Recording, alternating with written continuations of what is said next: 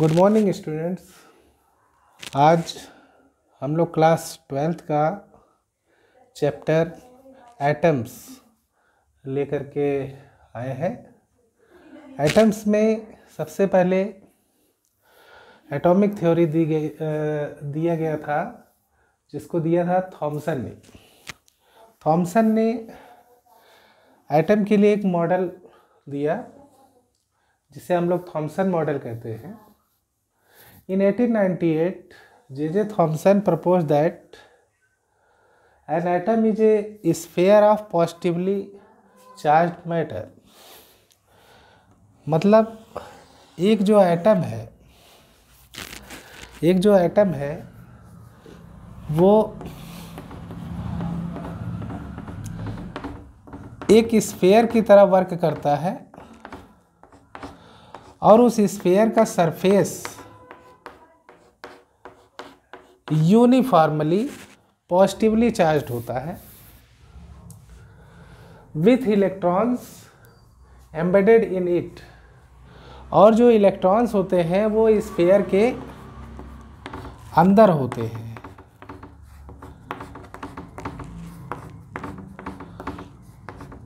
Electrons कहाँ होते हैं? स्फीयर के अंदर होते हैं। तो इन्होंने थॉमसन ने कहा कि किसी भी एटम में number of positively charged and number of negatively charge equal है। ठीक है, number of positive charge equal to number of negative charge. ठीक है, ये दोनों सेम है। अगर ऐसा है तो ये हमारा एटम कैसा है? स्टेबल है। ठीक है, हालांकि हमेशा तो ऐसा होता नहीं है, कुछ एटम आयन में चेंज हो जाते हैं। तो उस कंडीशन में होता क्या है कि जो निगेटिव चार्ज होता है वो कम हो जाता है, कम या ज़्यादा हो जाता है।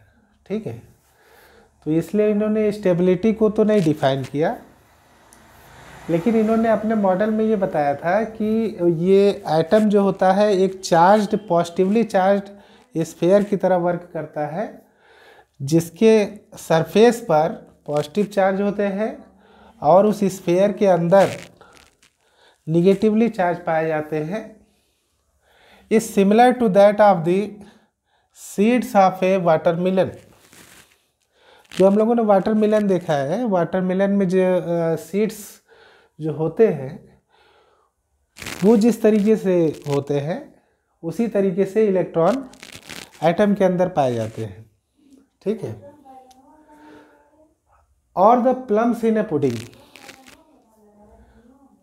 इस पॉइंट पर ही इन्होंने इस मॉडल का नाम, दैट इज भाई model known as plum pudding model.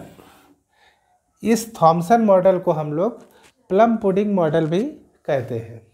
ठीक है, अब ये देखिए, उस समय एटम के बारे में जे थॉमसन ने ही बताया था।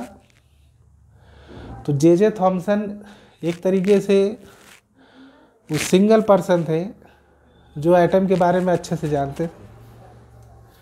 1911 तक इनकी थ्योरी को कोई डिस्टर्ब नहीं किया। ठीक है, मतलब 13 इयर्स तक इनके थ्योरी को कोई डिस्टर्ब नहीं किया। 13 इयर्स के बाद इनके थ्योरी में प्रॉब्लम्स, रदरफोर्ड ने ही कहा कि आपके थ्योरी में कुछ प्रॉब्लम्स हैं, तो इनकी एक लिमिटेशन आई। ठीक है, तो इसको नोट्स कर लीजिए, फिर इसके बाद हम इसकी लिमिटेशन आपको बता देते हैं।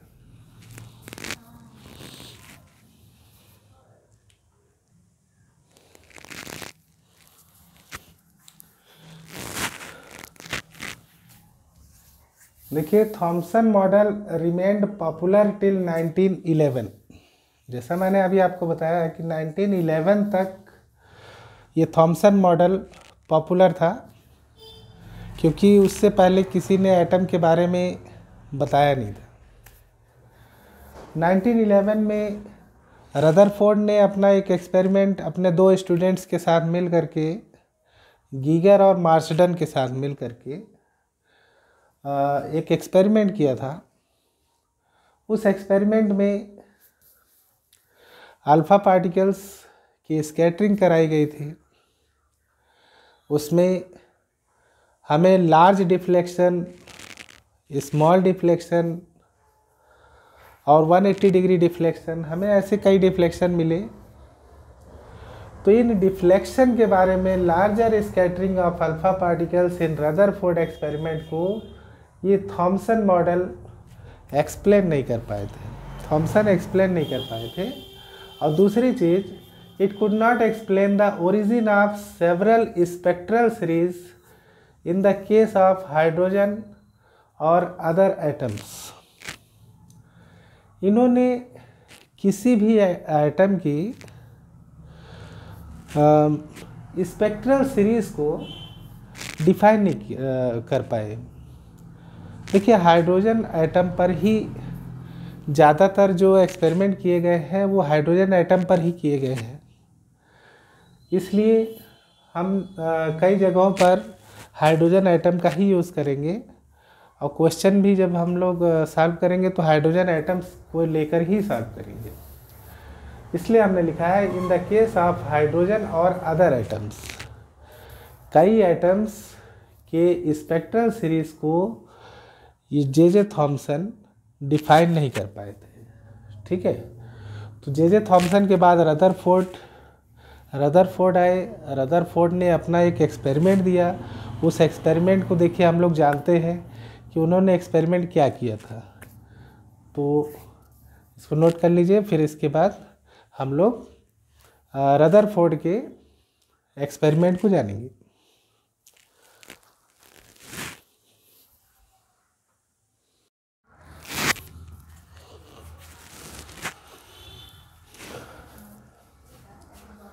Now, alpha particle scattering experiment.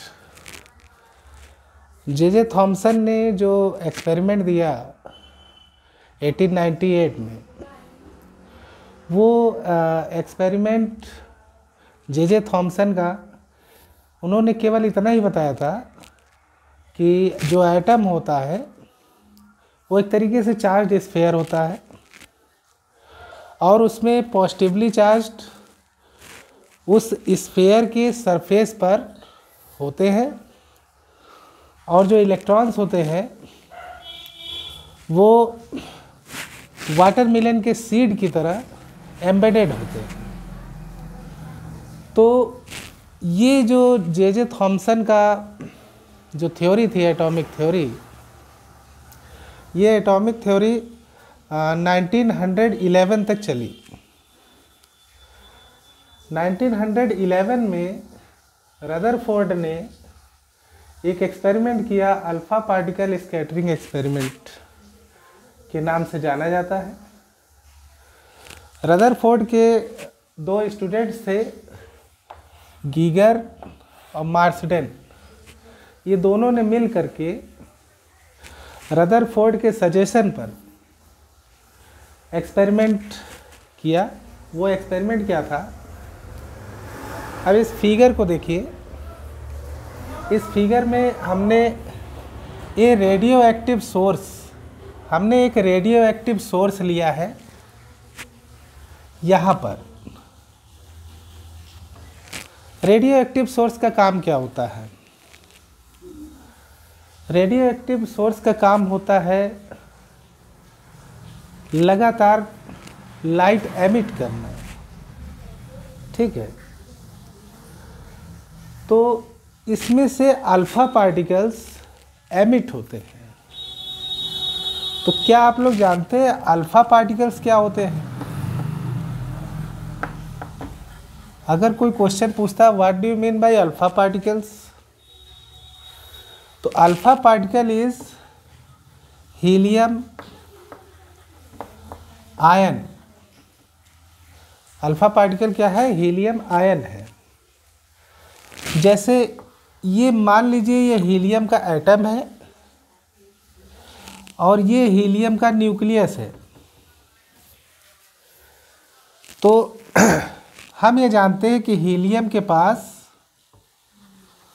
2 electron होते हैं और हीलियम के न्यूक्लियस में 2 प्रोटॉन होते हैं। तो अगर हम इलेक्ट्रॉन को रिमूव कर दें, इलेक्ट्रॉन को हटा दें, तो दिस इज अल्फा पार्टिकल। ये क्या बन जाता है? अल्फा पार्टिकल बन जाता है। तो चाहे हम इसको हीलियम आयन कहें, चाहे हम इसे हीलियम न्यूक्लियस कहें, ठीक है, और चाहे अल्फा पार्टिकल कहें। तो ये रेडियो एक्टिव एलिमेंट ये कहाँ रखा गया है? ये रखा गया है lead block, thick lead block, lead का बना हुआ एक बॉक्स है।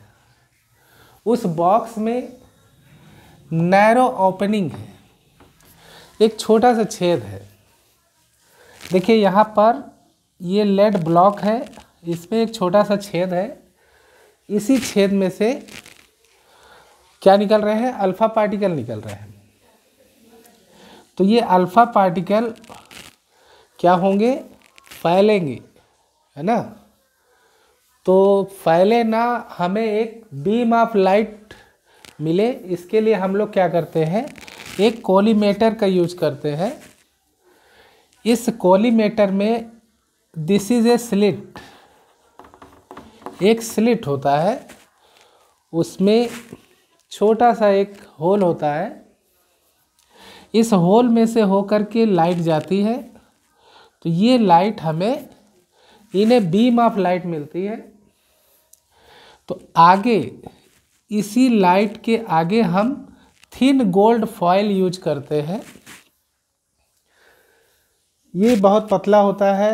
जैसे हम लोग लंच पैक कराते हैं, लंच ले जाते हैं, तो एल्युमिनियम फॉयल का यूज होता है, उसमें खाना लपेटा जाता है। तो वैसे ही गोल्ड फॉयल भी होता है, वैसे ही थिन गोल्ड फॉयल यूज करना है हमें। तो होगा क्या कि जो अल्फा पार्टिकल यहाँ आ रहा है वो गोल्ड फॉयल से टकराने के बाद स्कैटर होता है। तो देखिए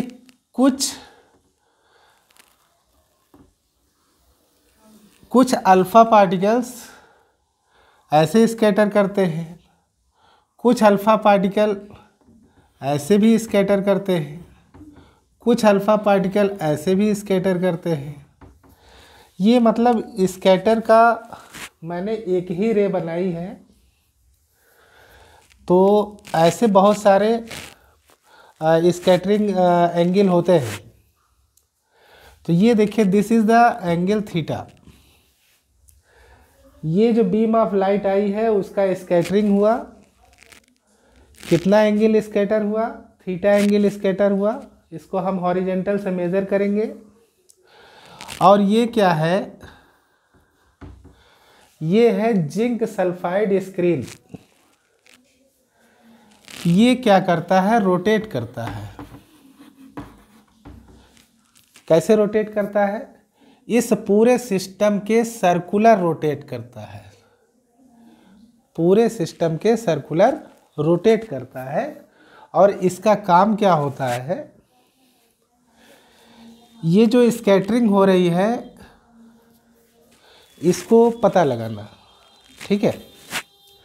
तो होता ये है कि यहाँ पर जो लाइट स्कैटर हो रही है, यहाँ पर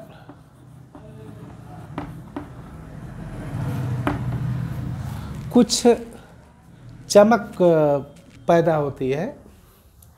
जैसे पटाखे होते हैं ना, पटाखे जैसे टिमटिमाते हैं, तो वैसे ही यहाँ पर हमें कुछ बस्ट दिखाई देगा, जिसको हम लोग माइक्रोस्कोप से क्या करेंगे?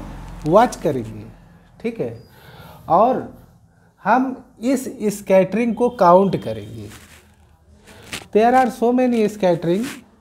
तो इसको काउंट करने के लिए ये जिंक सल्फाइड स्क्रीन रोटेट करता है। कई जगह पर ये हमको बर्स्ट दिखाई देता है, ठीक है। तो रदरफोर्ड ने ये बताया कि कुछ स्कैटरिंग बिलो 90 डिग्री के होते हैं, ठीक है। कुछ स्कैटरिंग 90 डिग्री एंड अबव होते हैं और कुछ स्कैटरिंग 180 डिग्री के होते हैं। 180 डिग्री मीन्स जहाँ से आया है वहीं वापस चला गया।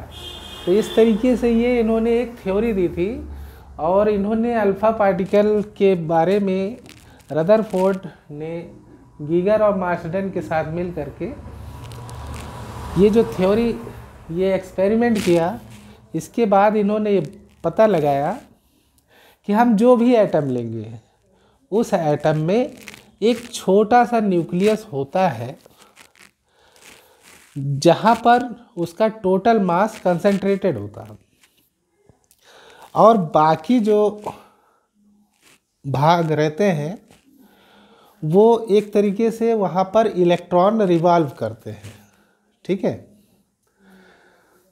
तो उसमें स्कैटरिंग, जब हम न्यूक्लियस के पास जाएंगे, एकदम सीधा न्यूक्लियस पर जाएंगे, तो वहाँ पर 180 डिग्री का स्कैटरिंग होगी। मतलब ऐसे गए और तुरंत वापस हो गए, ठीक है। अब 90 डिग्री एंड अबव कब होगा? जब हम न्यूक्लियस के पास किनारे पर जब अल्फ़ा पार्टिकल स्कैटर करेगा तो वहाँ पर 90 डिग्री और अबव स्कैटरिंग होगी। जब हम न्यूक्लियस से कुछ दूर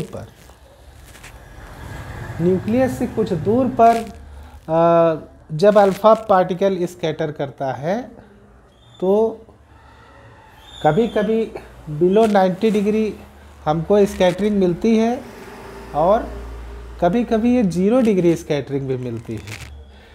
इट मीन्स कि लाइट उस एटम से पास होकर के निकल जा रही है। चलिए, इसको आपने नोट डाउन किया। अब हम आपको इसका एक्सप्लेनेशन दे देते हैं, उसको आप लोग नोट कर लीजिए और फिर इसके बाद हम इसी थ्योरी को एक दूसरे मेथड से समझाने की कोशिश करते हैं।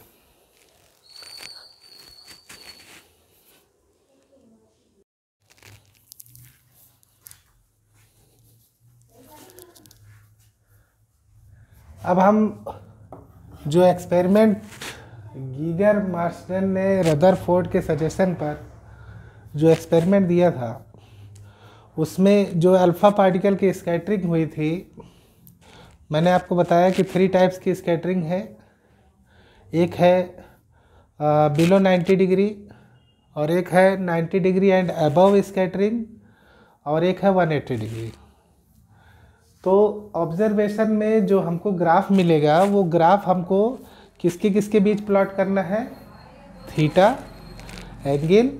Angle of scattering and number of alpha particles scattered. मतलब थीटा एंगल पर कितने पार्टिकल्स, अल्फ़ा पार्टिकल्स स्कैटर हो रहे हैं, जिसको काउंट कौन करता है? काउंट करता है जो स्क्रीन हमने सल्फाइड स्क्रीन ली थी, वो सल्फाइड स्क्रीन इस नंबर ऑफ पार्टिकल्स को काउंट करता है। तो हम number of alpha particles scattered और एंगल थीटा में एक ग्राफ प्लॉट करेंगे और ये ग्राफ हमको कुछ इस तरीके से मिलेगा। इसमें थीटा की काउंटिंग हमने 20 डिग्री पर किया है और जो नंबर ऑफ पार्टिकल्स स्कैटर्ड है वो हमने 10⁻⁴ सिंगल डिजिट, देखिए ये 10⁻², 10⁻3, 10⁻4, 10⁻5 ऐसे करके हमने लिया है। तो नंबर 1 ऑब्जर्वेशन हमारा ये क्या था कि most of alpha particles with small deflection, it means below 90 degree, through gold foil and pass straight through foil, वो अल्फा पार्टिकल स्कैटर कर जाते थे। ठीक है, अब जैसे देखिए ये हमारा एटम है, ये आपका न्यूक्लियस है। ठीक है, तो जो अल्फा पार्टिकल यहाँ से क्रॉस कर रहे हैं, ये जो अल्फा पार्टिकल यहाँ से जा रहे हैं, उनमें डिफ्लेक्शन थोड़ा रहेगा, ज़्यादा डिफ्लेक्शन नहीं रहेगा। और जो यहाँ से जा रहा है कुछ डिफ्लेक्शन ऐसे रहेगा, इसमें थोड़ा सा और ज़्यादा रहेगा। तो इस तरीके से हम ये डिफ्लेक्शन ऐसे भी दिखा सकते हैं।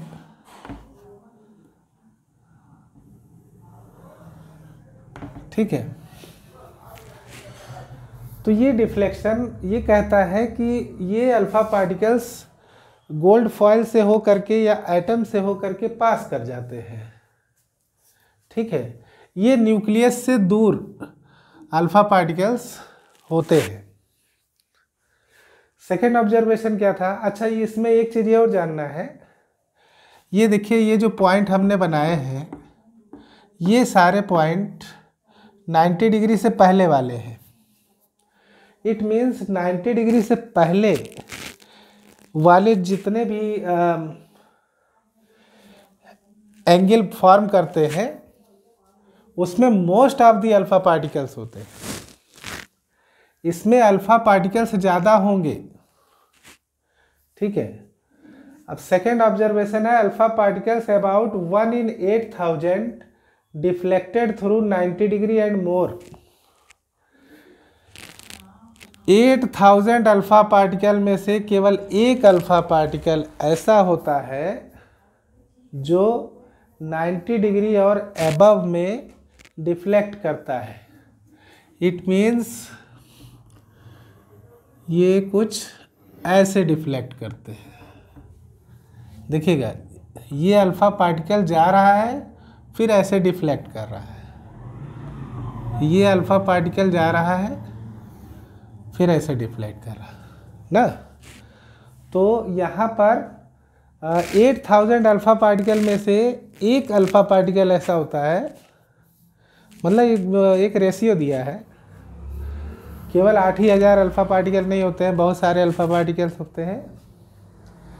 तो वो 90 डिग्री से अबव एंगल बनाते हैं।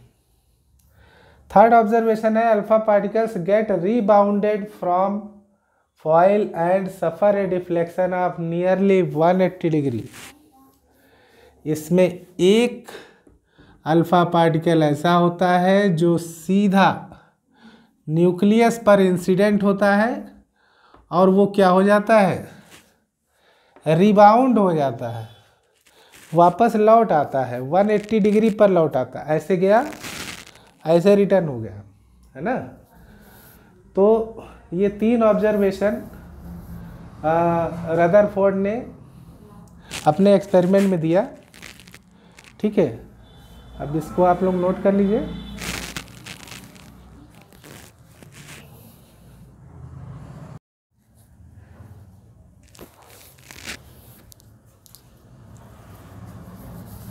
एक छोटा सा टॉपिक है इम्पैक्ट पैरामीटर, ये सीबीएसई में पूछा जाता है।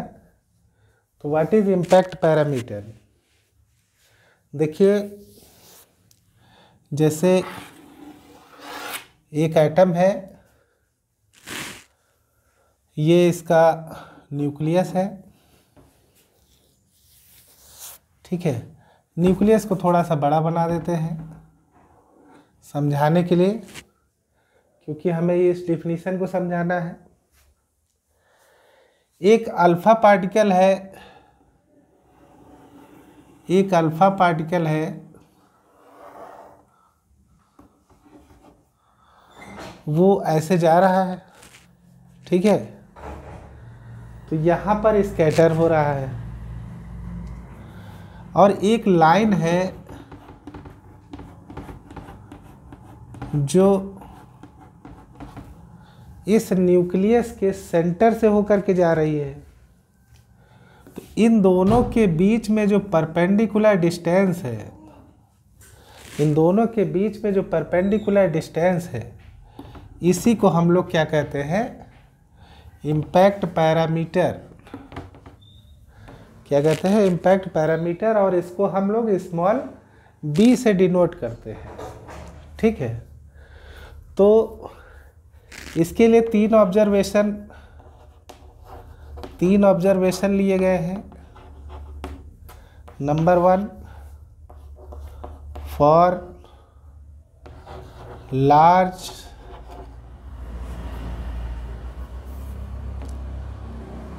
impact parameter,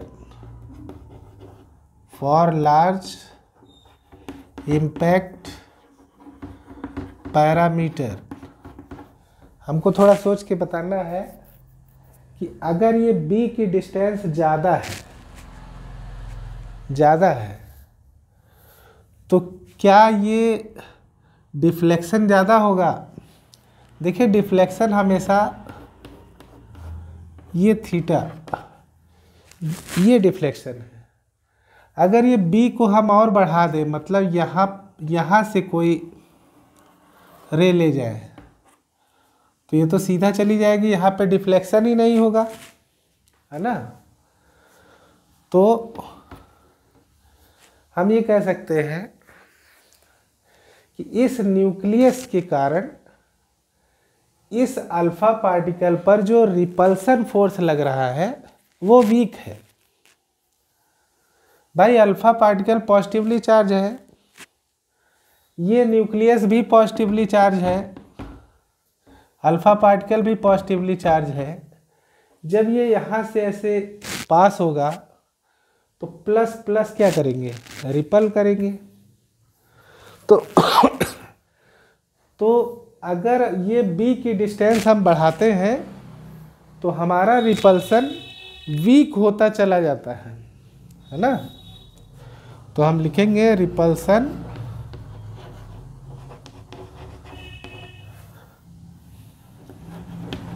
is weak, repulsion is weak. Second point, for small impact parameter, for small impact parameter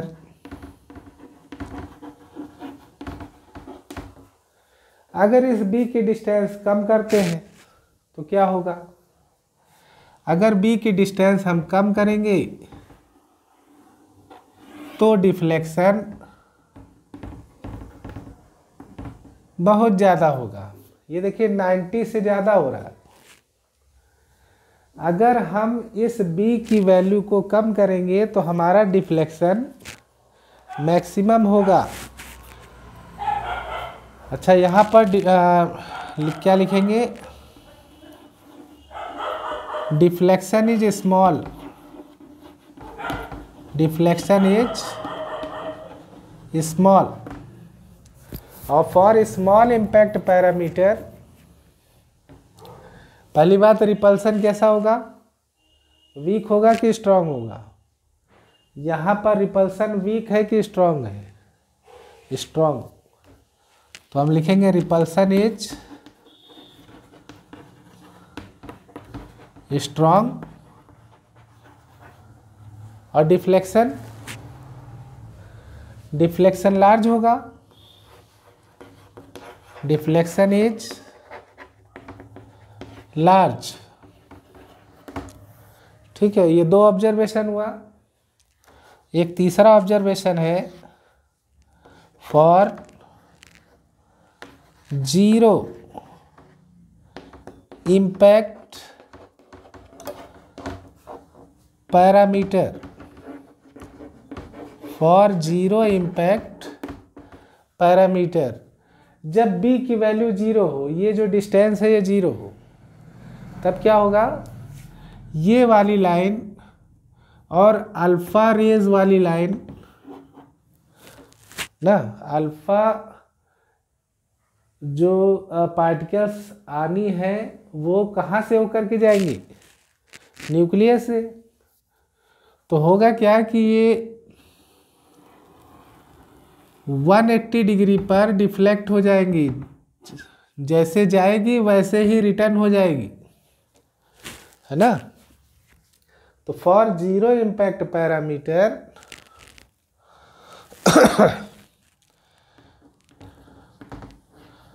deflection is 180 degree, deflection is 180 degree, repulsion is very large, repulsion is very large. तो ये छोटा सा topic था, बहुत बड़ा topic नहीं है। तो इम्पैक्ट पैरामीटर के बाद हम लोग जानेंगे एक नया topic related to atom. Okay,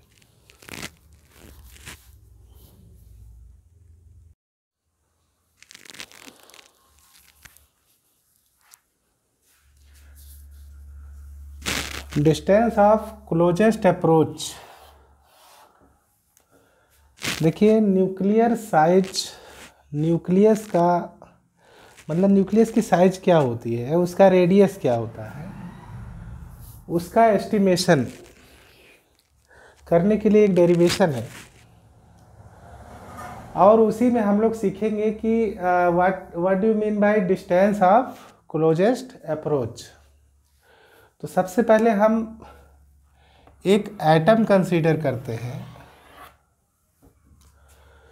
एक एटम एक तरीके से चार्ज स्फीयर होता है, उसमें बीच में एक न्यूक्लियस होता है। इस न्यूक्लियस का जो चार्ज होता है वो Ze लिया जाएगा। तो what is Z? Z is atomic number, atomic number of atom. हम जो भी एटम ले रहे हैं उसका एटॉमिक नंबर है। अब हम एक अल्फा पार्टिकल लेते हैं, दिस इज अल्फा पार्टिकल। तो अल्फा पार्टिकल को मैंने आपको बताया था कि what is alpha particle. Alpha particle is a helium ion. क्या है अल्फा पार्टिकल? Helium ion. और हीलियम आयन में 2 प्रोटॉन होता है और इसमें इलेक्ट्रॉन नहीं होते हैं, ठीक है। तो अगर हम इसका चार्ज हम जानना चाहें, what is the charge of alpha particle, तो हम ये कहेंगे क्योंकि 2 प्रोटॉन है इसलिए इसका जो चार्ज होगा वो होगा +2e, ठीक है। अब ये जो न्यूक्लियस आप देख रहे हैं, न्यूक्लियस भी पॉजिटिवली चार्ज होता है। तो ये जो हमें चार्ज मिला है ये भी आपका +Ze होगा, ठीक है।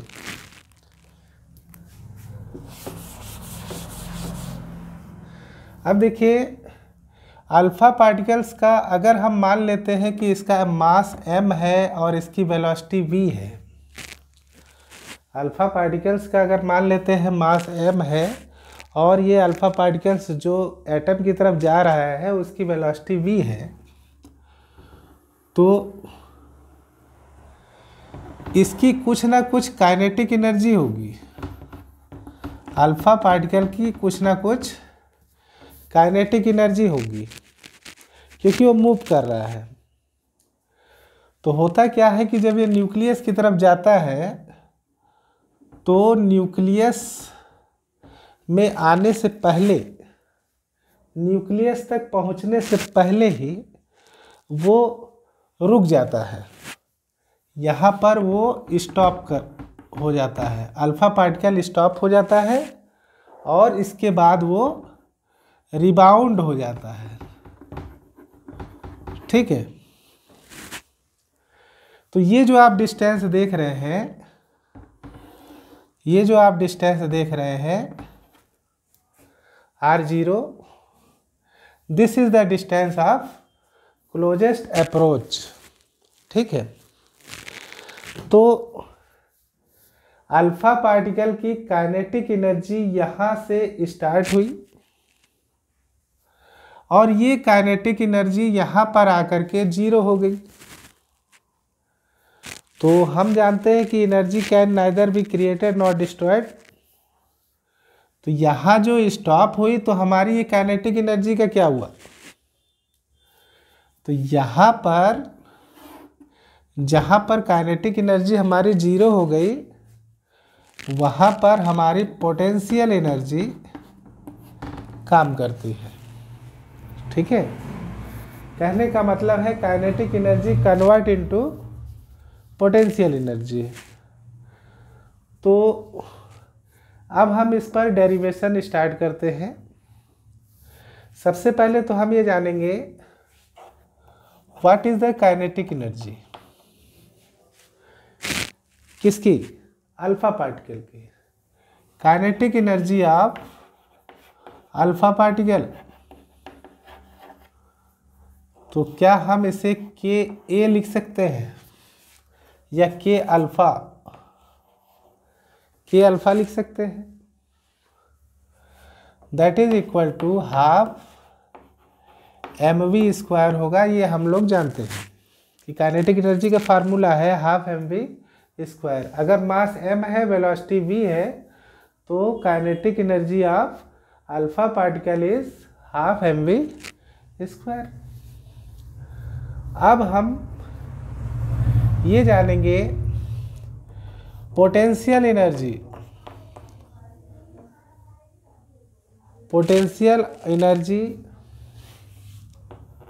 ऑफ अल्फा पार्टिकल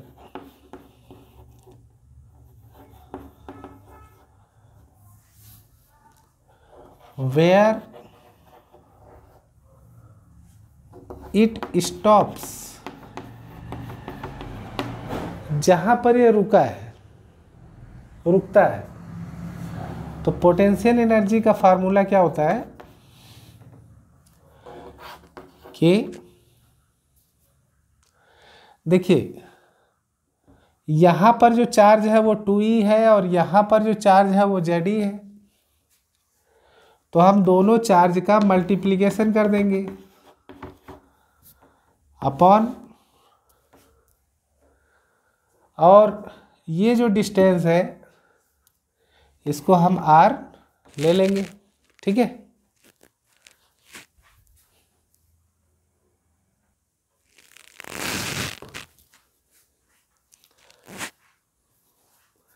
देखिए ये r नहीं होगा, ये r0 होगा। पोटेंशियल एनर्जी जो है ना इन दोनों के बीच में काम करेगी। ठीक है, तो यहाँ पर जो अल्फा पार्टिकल है यहाँ पर उसका चार्ज 2e कंसीडर होगा और यहाँ पर जो चार्ज है Ze है। तो इन दोनों के बीच में जो पोटेंशियल एनर्जी है वो कितना काम करेगी, वो इतना काम करेगी। तो पोटेंशियल एनर्जी इक्वल टू के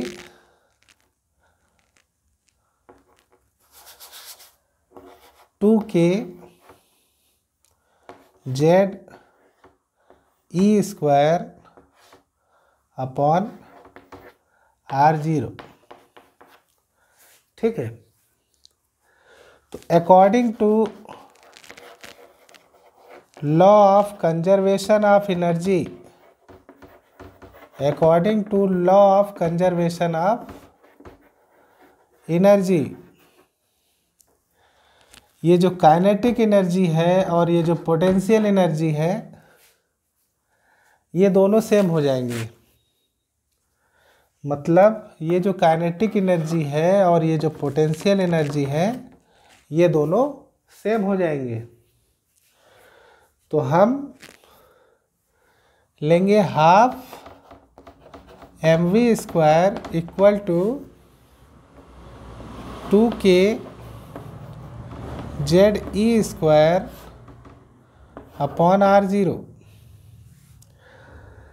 अगर R0 को हम इधर ले जाते हैं तो R0 इक्वल टू, ये 2 इधर हो जाएगा 4k ZE² अपॉन mv²। ठीक है। या हम लोग एक काम और भी कर सकते हैं, इस काइनेटिक एनर्जी को बेटा हम लोग के अल्फा ही ले लेते हैं, है ना। काइनेटिक एनर्जी को के अल्फा भी लिया जा सकता है। तो यहाँ 4 नहीं रहेगा, फिर ये हो जाएगा 2k ZE² और यहाँ पर क्या हो जाएगा के अल्फा। ठीक है। तो इस तरीके से हमने जाना कि ये हमारा R0 जो कि डिस्टेंस ऑफ क्लोजेस्ट अप्रोच है, इसको हम इस फार्मूले से निकाल सकते हैं। तो किस तरीके से निकलेगा, इस पर भी क्वेश्चन पूछा जाता है। ठीक है। तो इसको पूरा सॉल्व नहीं करना है, इसको जिस तरीके से बता रहे हैं उतना आपको समझना है। ठीक है।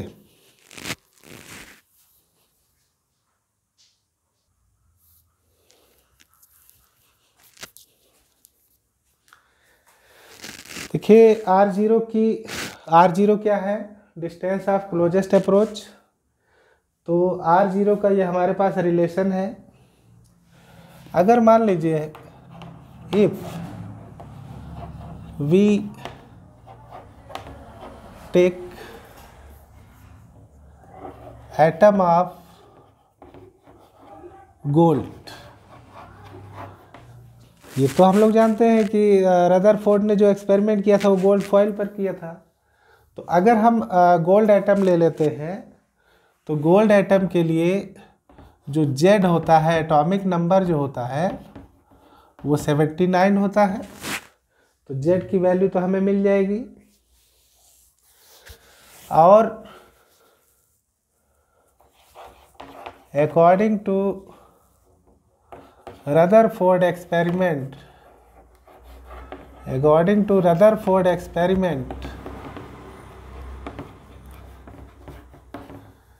ये जो kinetic energy of alpha particles है, ये कंसीडर किया गया कि this is equal to 5.5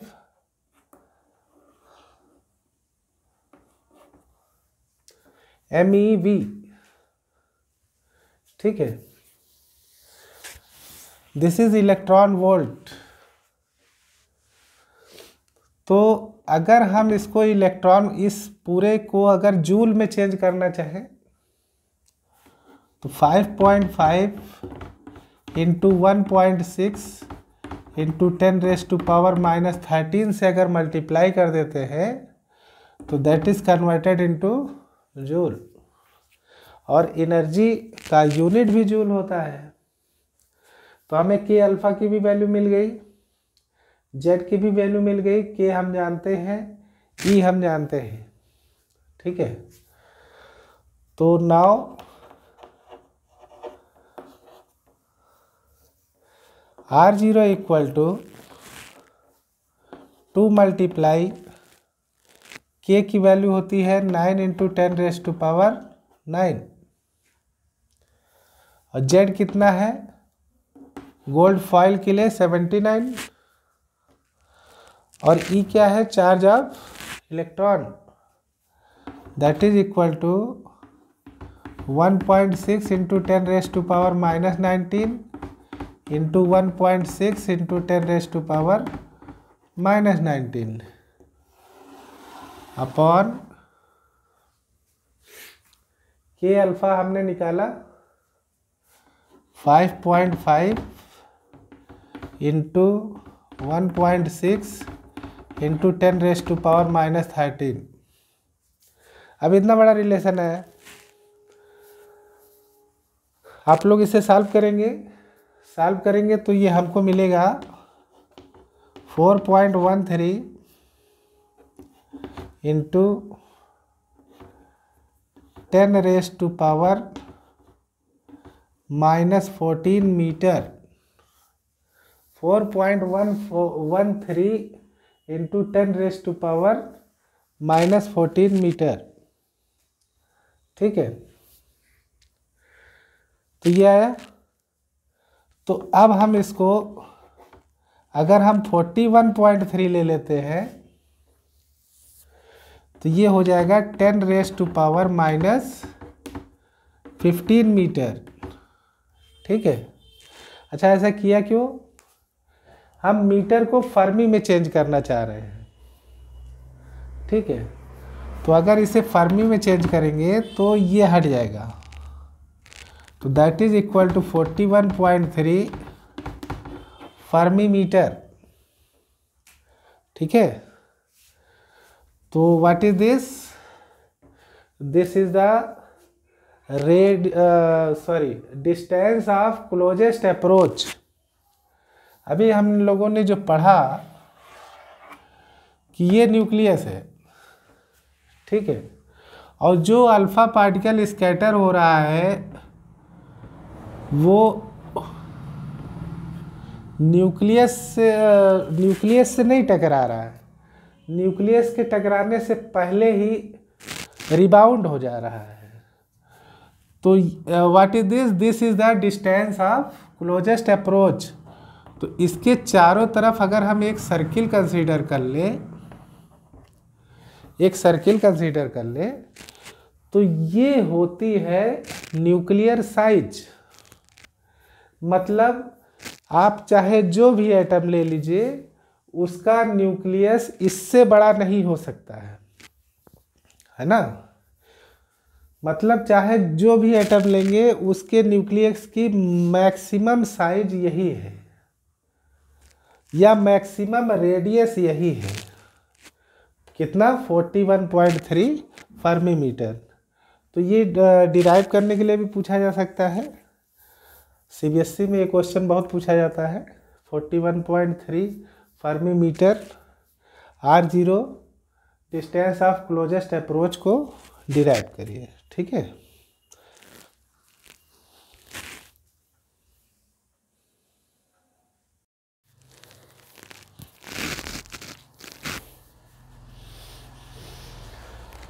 Rutherford model of an atom. Atom के लिए रदरफोर्ड ने क्या मॉडल दिया? An atom consist of a small and massive central core. किसी भी एटम में एक small and massive central core होता है जिसे हम लोग न्यूक्लियस कहते हैं। ये बहुत छोटा होता है। In which whole mass of atom are concentrated. यहीं पर पूरे एटम का मास इसी सेंटर पर, इसी कोर में कंसंट्रेटेड होता है। This is first Rutherford model. Second, जो न्यूक्लियस है, न्यूक्लियस की जो साइज है वो 10⁻⁻15 मीटर होती है और size of atom is 10⁻⁻10 metre. और ये जो आप देख रहे हैं एटम की जो साइज है वो 10⁻⁻10 है और न्यूक्लियस की जो साइज है वो 10⁻⁻15 है, जो अप्रॉक्सीमेटली बहुत ही स्मॉल है। अच्छा, इन दोनों में अगर डिफरेंस देखा जाए तो मेरा मानना है कि डिफरेंस आपका कितने का है? 1 लाख। तो क्या हम इसको ऐसे कह सकते हैं कि ये जो हमारा न्यूक्लियस है इस एटम से 1 लाख टाइम्स स्मॉल है ना। न्यूक्लियस का साइज एटम के कंपैरिजन में 1 लाख टाइम्स स्मॉलर है।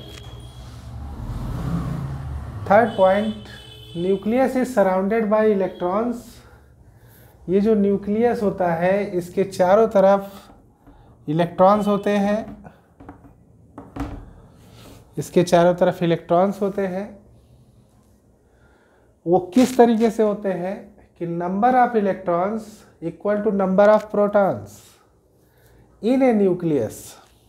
ये जो प्रोटॉन है ये न्यूक्लियस में होते हैं। इस न्यूक्लियस में जितने प्रोटॉन होंगे उसके चारों तरफ उतने ही इलेक्ट्रॉन होंगे। अगर ऐसा है then the atom as a whole electrically neutral. तो हम ये कहेंगे कि जो एटम है ये कैसा है, इलेक्ट्रिकली न्यूट्रल है। रदरफोर्ड ने ये कहा। चौथा, the electron revolves around the nucleus. जैसे ये आपका न्यूक्लियस है और ये इलेक्ट्रॉन है। इलेक्ट्रॉन क्या कर रहा है, रिवॉल्व कर रहा है ना। और ये न्यूक्लियस है।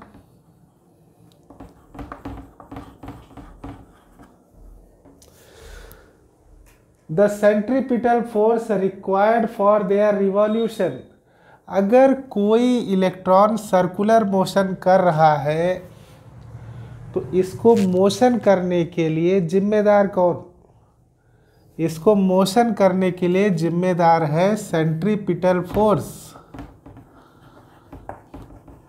अगर सेंट्रीपिटल फोर्स नहीं होगा तो ये इलेक्ट्रॉन मूव नहीं करेगा, रिवॉल्व नहीं करेगा। ठीक है, तो centripetal force required for their revolution is provided by electrostatic attraction between electron and nucleus. ये इलेक्ट्रॉन है,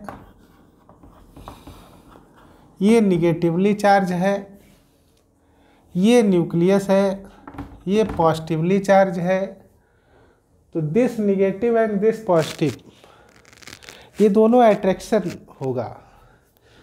तो अट्रैक्शन होगा तो इनके बीच में इलेक्ट्रोस्टैटिक अट्रैक्शन होगा। तो इलेक्ट्रोस्टैटिक अट्रैक्शन होने की वजह से हमको मिलेगा सेंट्रीपिटल फोर्स, और हमको जो सेंट्रीपिटल फोर्स मिला है उसकी वजह से ये इलेक्ट्रॉन क्या करेगा, रिवॉल्व करेगा। तो ये था आपका Rutherford model of an atom. अब हम जानेंगे कि इनकी लिमिटेशन क्या है।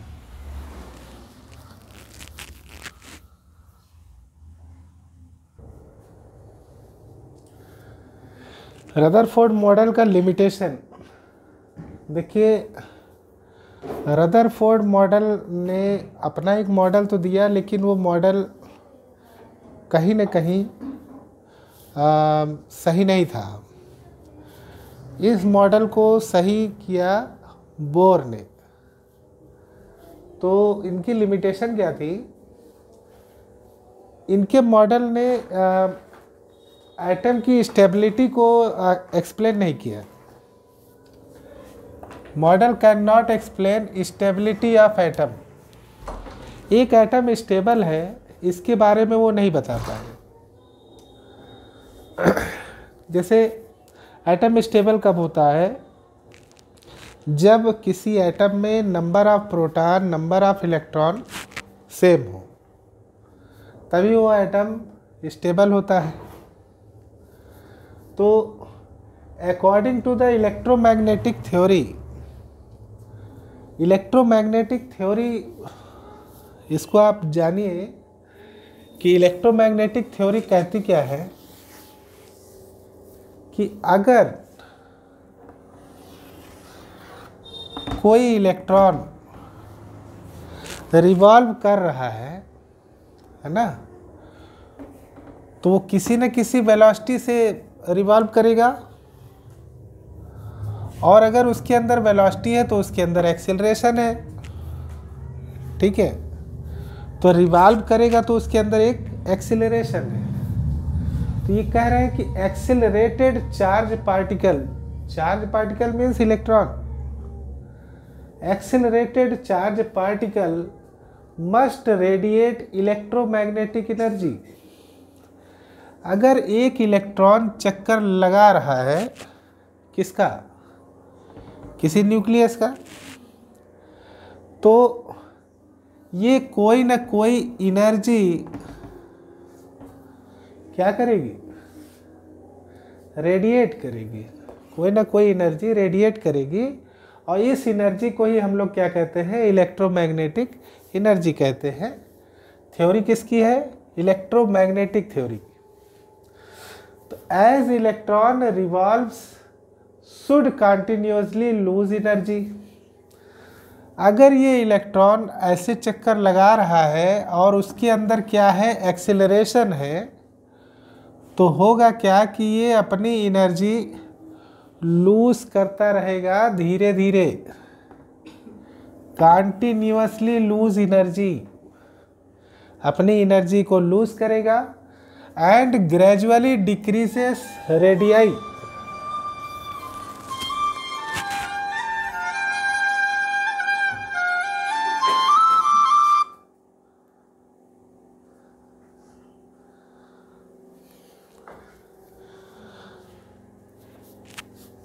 and gradually decreases radii and finally should collapse into the nucleus।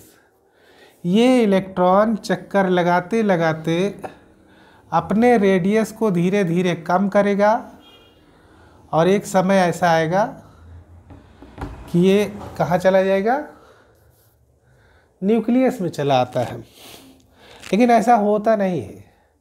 तो यही रीज़न था कि रदरफोर्ड ने इस एटम की स्टेबिलिटी को नहीं डिफाइन किया। उनकी जो थ्योरी थी, उनका थ्योरी ये थी कि इलेक्ट्रॉन रिवॉल्व करता है, न्यूक्लियस के चारों तरफ चक्कर लगाता है, लेकिन वो ये नहीं बता पाए कि वो चक्कर हमेशा क्यों लगाता है ना। सेकेंड थ्योरी, सेकेंड लिमिटेशन उनकी ये थी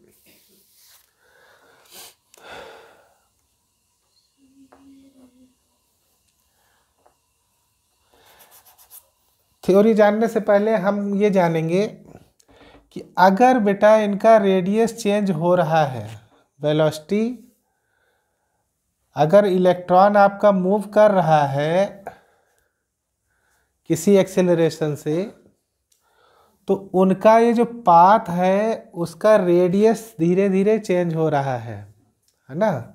इट मीन्स ये जो फ्रीक्वेंसी है, जो इलेक्ट्रॉन की फ्रीक्वेंसी है, ये क्या हो रही है, कंटिन्यूसली चेंज हो रही है ना। तो फ्रीक्वेंसी एक जैसी नहीं रहेगी ना। तो जब फ्रीक्वेंसी एक जैसी नहीं रहेगी तो कुछ प्रॉब्लम्स आएंगी। हमें जो स्पेक्ट्रम मिलेगा वो कंटिन्यूअस स्पेक्ट्रम मिलेगा, है ना। तो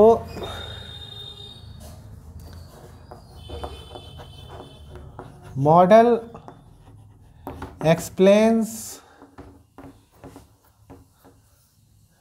about continuous spectrum। मॉडल ने एक्सप्लेन किया कॉन्टिन्यूअस स्पेक्ट्रम के बारे में, but actually it is linear spectrum. Actually में ये कंटिन्यूअस स्पेक्ट्रम नहीं है। कंटिन्यूअस स्पेक्ट्रम हमें तब मिलेगा जब हमारी फ्रीक्वेंसी धीरे धीरे चेंज हो रही हो। तो जब इलेक्ट्रॉन मूव कर रहा है, एनर्जी लूज हो रही है, तो धीरे धीरे हमारी जो इलेक्ट्रॉन्स की फ्रीक्वेंसी है वो भी धीरे धीरे चेंज होगी। तो इस चेंजेस की वजह से जो हमें स्पेक्ट्रम मिलेगा वो कंटिन्यूअस स्पेक्ट्रम मिलेगा। लेकिन एक्चुअली में वो स्पेक्ट्रम कंटिन्यूअस नहीं होता है, वो कैसा होता है, लीनियर स्पेक्ट्रम होता है। ठीक है, तो ये आपके लिमिटेशन थे Rutherford model of an atom. तो आज का लेक्चर हम यहीं पर स्टॉप करते हैं। आप इस पूरे टॉपिक को अच्छे से पढ़ें, ये आपके लिए फॉर एग्ज़ाम ये आपको बहुत बेनिफिट पहुंचाएंगे। Thank you, have a good day.